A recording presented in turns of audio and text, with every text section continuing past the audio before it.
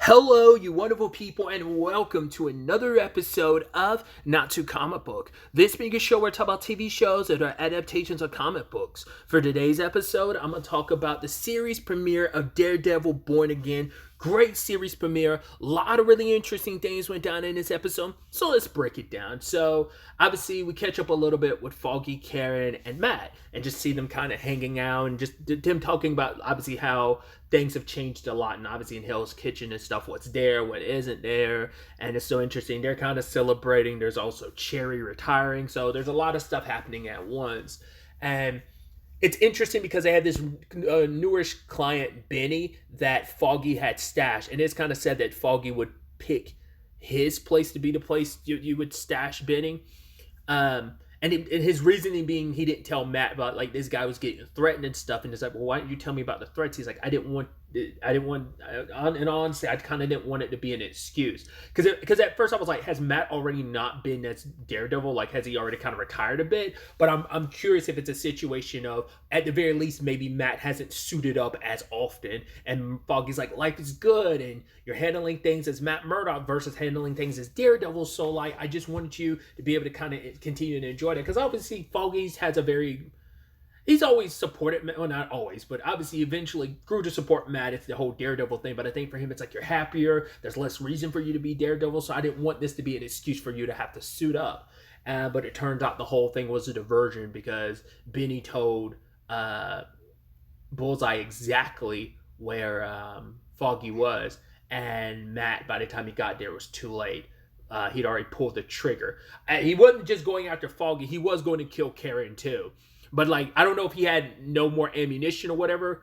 But he took the long away shot for Foggy, and then like he was going to go up close and personal for Karen. But luckily Matt got there in time, and I just like that shot of just like them just like duking it out, people running in the like the gas, just very classic Daredevil run it like how knuckle down brawl where it's just like we are like superhuman in some capacities, but we're still just like worn out and beating the ever living crap out of each other, and he's just mercilessly killing people as he's walking by because he's like part of his fight with Daredevil is also like I'm making victims. So I don't know because they say ultimately like his kill count was like 11. There were a few people like there. I think there was one lady he threw like a pool cube at, like, and it just kind of whacked her head and she fell. So I'm like, I don't know if she just got knocked out or she died.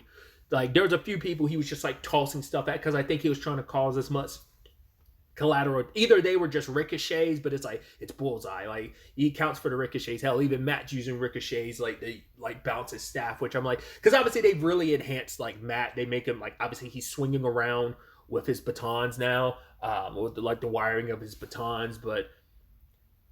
And I also have to admit, like I have not seen Daredevil. I've seen each season, maybe I've seen 1 and 2, maybe twice. I don't believe. I think I've only seen season 3 once and that was all when they originally came out and stuff. So was it like what in season 3 was like 2018 maybe? So I haven't seen it since then. I should have recapped up, but I did. That's on me. I couldn't remember if Matt did that as much in the original series, like bouncing his baton. I think he probably did it. I'm just not remembering it as well. But either way, I know like the more acrobatic stuff is something they're really leaning more into, like being a little more comic accurate in that regard. Like him doing all the flips and swinging like that, because that's more how he is in the comics. But obviously, like, we got a little taste of that of his appearance in She-Hulk, where he was a lot more of the wasn't swinging as much, but he was like the more like crazy, like acrobatic, flippy Matt Murdock. But either way, the duality of this situation is so heartbreaking because while Matt's chasing down um, Bullseye, I almost want to call him Will because that's the actor's real name, but it's kind of messing with me. But he's chasing after Bullseye. He's hearing Karen talk to Foggy gasping for air. Like that's the thing where it's just like your anger is building, but your attention split because you're worried about your friend, and then you're on top of the roof where you hear Foggy's down because you're like, I can't do anything for Foggy. I also need to make sure I stop this guy before more people get hurt, but also like he could always go down there, try and kill Karen or Foggy too. So it's like I need to make this count. But it's like you're torn between you as Matt Murdock and you as Daredevil, and just starts beating the crap out of him, but it doesn't do anything because the bastard's smiling. And Matt just threw him off the roof like after Foggy died. And at first I was like, whoa. I was like, No, the trailer, like he was definitely in prison, like in one of the scenes in the trailer. So I'm like, are we? At first, I was thinking like, is this going to be like an in media res thing where we kind of start at the end and rewind a little, or middle or whatever, and rewind? I was like, are we going to do that? But then he woke up. I was like, oh nope, he's still alive. So I'm like, yeah, we're just continuing forward here. It got to be sad if you did rewind just to be like, oh yeah, let's check in with like spend more time with Karen, Foggy, and Matt, knowing what the end result was going to be. It would be just heartbreaking. But I was wondering that's the direction we were going to go. But it's like, yeah. And now that line from the trailer, which we get later on, that conversation with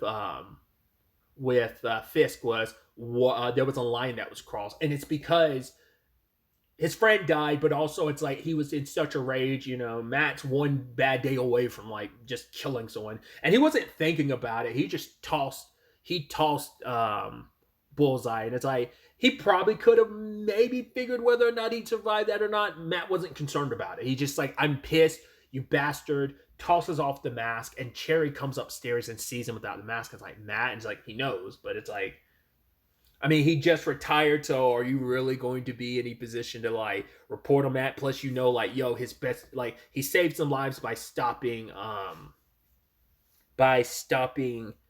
Bullseye, but also at the same time, his friend is down there dead. So it's just like, it's a lot, and just that's the heartbreaking thing, especially because Cherry was having a conversation with that other detective, was it a Kim, about it's like the white tiger, because she was like saying like, yeah, there's some that are, she's like, some vigilantes are good, and then she's like, people like white, it seemed like she was pointing out white tiger particularly, but maybe she was referencing someone else, saying like, well, the others kind of just are kind of psychos, and might be a little Frank Castle thrown in there in that particular regard. Who knows since they were talking about white tiger because they saw some of his footage on TV, I don't know if he was fully in that context, or was she just referencing other vigilantes like a Frank Castle. But either way, we time skip a year, and I love the opening. Obviously, it really like does a fantastic job of emphasizing the whole born again thing. I like, obviously we went from like the very red and blood element and dark red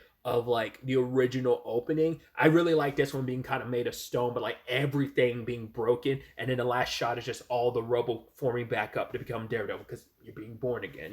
He gave up the mantle for like a year. And because for him, it's like, if I'm going to do anything for the city, I need to do it as Matt Murdock, because he's like, the city's going to be the city. And even later on, Cherry's like, wow, you become very cynical, because he's like, yo, if they're going to elect Wilson Fisk, maybe he's the mayor the city deserves. It's like, Jesus. It's like, Matt knows who Fisk knows what he's capable of, and it's like, if the city decides to elect him, despite that, because there are people split, but people are like, yo, he's a sociopath, he's a monster. The lady's like, yo, what about that rumor about him crushing the guy's head? We as the audience saw it firsthand. But then you have like this other guy being like, yo, like, I would love to see that, which almost feels funny in a dark, effed up way, because you're kind of like, oh, it's almost supposed to be like the audience who actually did see it. So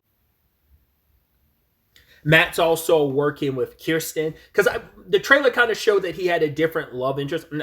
Kirsten leads to his love interest, but I was like, oh, so him and Karen weren't together, and I didn't know if, like, once again, like in between like season 3 and this, which is ostensibly in a way season 4, I thought it was like, did something happen in between the seasons? But it's like, no, it seemed like before Foggy's death, they were still together, they were in a good place, but as we see later on, it all fell apart. I mean, that whole situation at the trial, because it's not the trial, it's actually sentencing for a Bullseye, and Matt is just kind of like, being on the stand, and he hears Karen come in, and he's just like, yeah, basically he's like, I wish there was justice, because the closest I can get is that, because true justice would be like, yo, like, this guy would get so much worse than what he's going to do. But the closest we can get to justice is him never getting out, him being locked up. And basically, he has consecutive life sentences without the possibility of parole. And the guy doesn't seem shaken about it,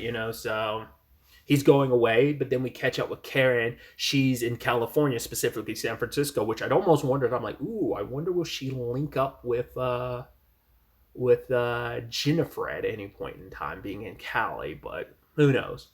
I mean, Karen, like, I guess needed to get away, but we find out, like, right, she did try to stick it out, but Foggy dying, and even Matt's like, oh, a tragedy shouldn't have broken us, and it's like, well, it did. losing Foggy, because it's like you lost your best friend, but I also lost my friend too, and you weren't talking to me. You shut out, so it's like one foot in, one foot out, and it's just like it was a lot, and we couldn't really be there for each other. We weren't, neither one of us was in a good spot. You definitely weren't in a good spot. So especially because he had given up the whole side of things with Daredevil, and even Matt being like, yeah, that's not a side of me anymore. I've kind of put that to rest. And it's like, it's always going to be a part of you, whether you try, and that's going to be, I'm sure, part of this story is rediscovering that, where it's just like, I can try and put away the mask. I can try and pretend, I'm no longer Daredevil. I'm just Matt Murdock, but it's like, that's a part of you. He's there. That darker half of you will always be there, no matter how much you want to shine away from him. So it is sad to see things are between him and Karen, like they can't even talk, or it's just, there's just too much there and too much pain. And especially after losing Foggy, like it's like they both kind of lost their ways, and they're both kind of handling their grief their own ways. And it's just, we try to be there for each other, but Matt was kind of, once again, just stuck in himself, and Karen just felt like she was on her own island because of that. So it just sadly didn't work out. We catch up with Vanessa, who's basically seems to be running Fisk like criminal enterprise. She's kind of been running things, but it seems like even they've had their issues, because she was like, I was by your side while you were recovering. And then like very much the parallel between, I mean, that's the beautiful coin, like, Matt and Fisk being two sides of the same coin, like him having all the stuff with Karen and Fisk with Vanessa, but Fisk and Vanessa seem to be in a better place. We'll see if that continues, but like, basically it's like, you kind of ignored me. And he was like, he was like, after my recovery. And I'm curious whether that's probably like back when Echo shot him at the end of Hawkeye, or was that like after Echo did what she did to him, kind of like cleansing him a little bit, changing him a little bit by the end of the Echo series. So that's why I'm curious, like which way she was referencing by yours. I'd assume like the gunshot wound. I'm sure it's like, I was there for you and you were so, he was like, yeah, I'm just kind of going through stuff at the time. But at the end of Echo, he decided like he was going to run for mayor. So I'm wondering, like the events of Echo probably, because I can only assume, like I don't, the timeline is just, it's hard to keep track in my head, because once again, like we might be, because the MCU will always be like a year or two ahead from what present day is. So it's always hard to track like what the time frame is, because of the 5-year time skip of Endgame. It might be like 2027 or something in the MCU now. I don't know. But my point being, like, this might be like pretty soon after the events of Echo, or maybe it has been a couple months or whatever. I don't know. But he wants Vanessa like to kind of take him back, and it's just like, right, I need things to be as clean as possible. She's like, while you've been away, I've made this entire establishment bulletproof. One of those guys definitely seemed like he had an issue once Fisk showed up, because it's like, because it's supposed to be Vanessa's show when she kind of runs things, and she's the one they kind of have the relationship with the most. But I think one of those guys, what was his name, Luca? He looked the most perturbed when Fisk showed up. So I'm curious to see what that ends up being. I definitely see that guy probably getting his getting rocked later by Fisk for whatever reason. Either he steps up to challenge Fisk for whatever reason and gets laid out permanently. We'll see.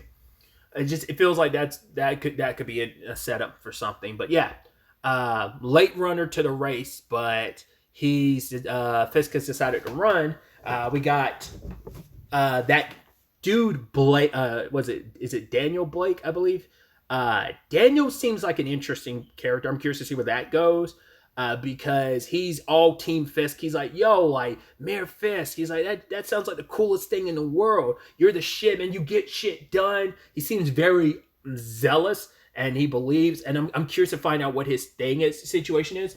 I feel like, and someone can correct me, I believe that's an original character for the show. I don't think there's any comic book precedent to pull. Once again, I'm not the comic book dude anyway, but I feel like, and maybe subsequently people found out, oh, he's supposed to be this character or something, but I think, I could be wrong, but I do believe they were, at least early on when the trailer came out, people were like, I don't think he's supposed to be in it. I think he's a character originally for the show, so no precedent on where that storyline's going to go, but who knows? Maybe he actually is someone, we just don't know it yet, because the character has a different name in the MCU versus the comics, or maybe, like I said, this person is someone from the comics and I'm just completely mistaken. But either way, I'm just like I said, he seems super zealous and all about Fisk, and I feel like that's going to be interesting. Like he's drunk the Kool-Aid that is Fisk, and quite a few people have, But he's kind of like, you are just you. You're getting stuff done for the city. You're great. You're amazing. Kind of playing into Fisk's ego a bit, where it's just like, oh.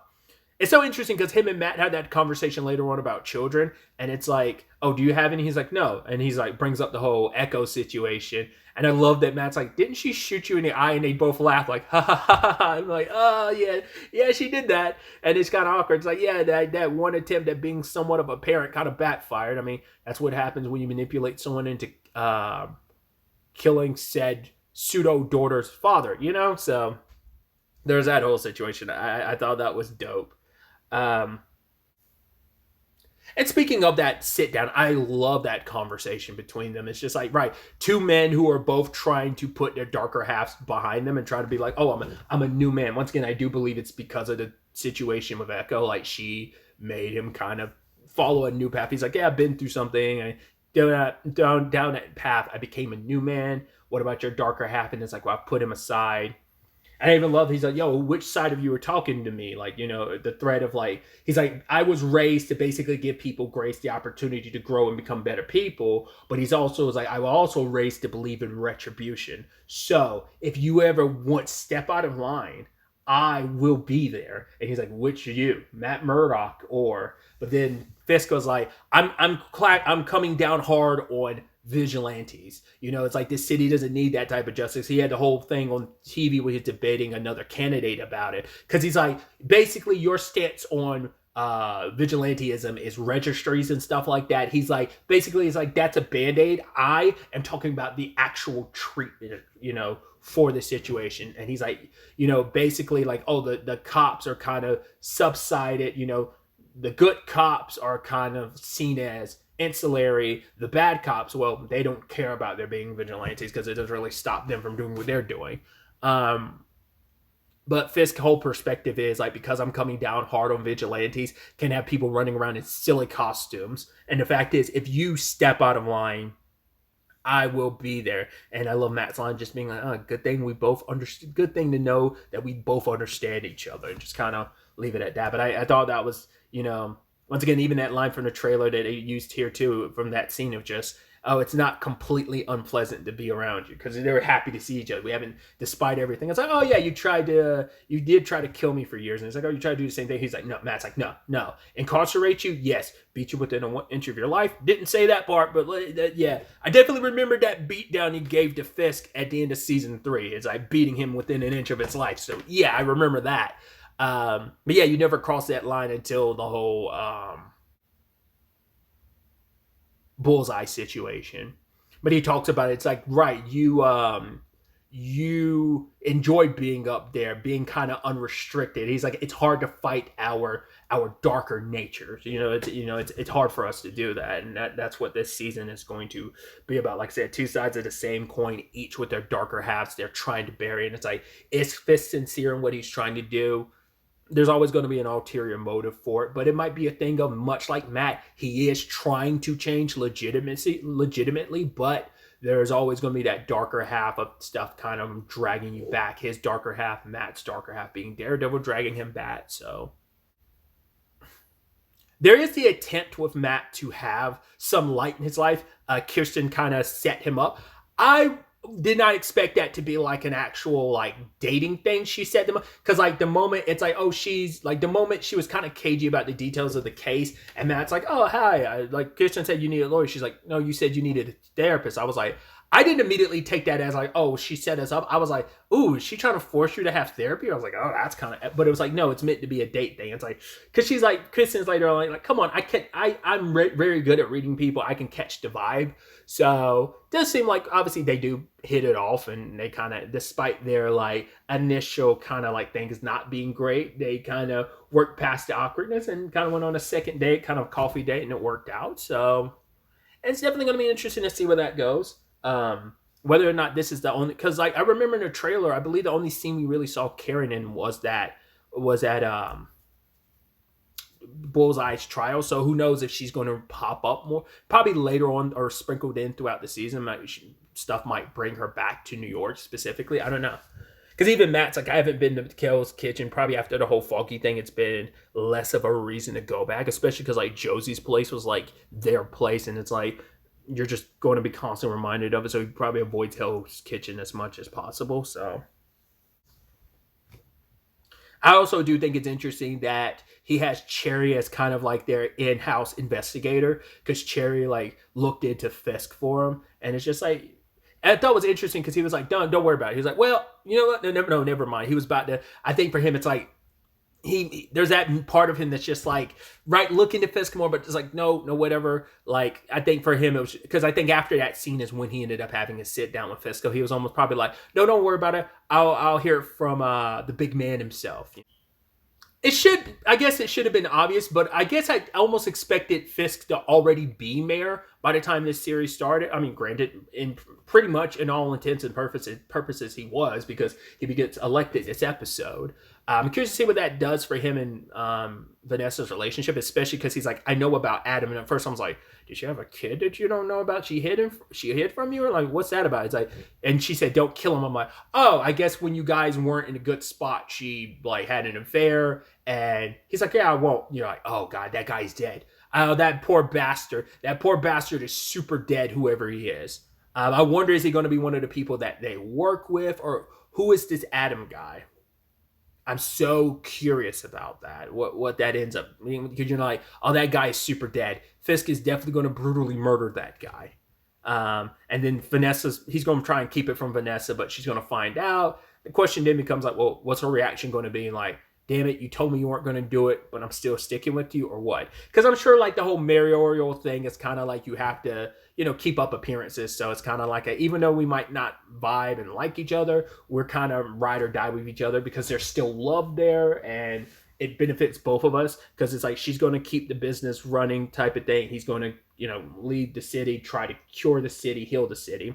I do love that parallel that the episode ends on. The blue lighting for Fisk on top of the building looking down at the city, Matt in the streets with the red lighting looking up, and it's just like, yeah, the clashing sides, especially because Matt, just the more he's hearing about Fisk and what he has for planned for the city and him winning, because for Matt it's like, yeah, if he wins, it is what it is, but he probably wasn't expecting like how pissed off he'd be to hear that. He's just like, because even he was like, I can't believe it. Like, this man is a monster. People know who he is, but we see the BB report as people are being questioned about Fisk, and it was so 50-50 if some people supported him, some people didn't. Because I think they said the final result was like he got 53% of the vote, didn't he? So it was still, well, the percentages were probably split amongst the other two candidates or whatever.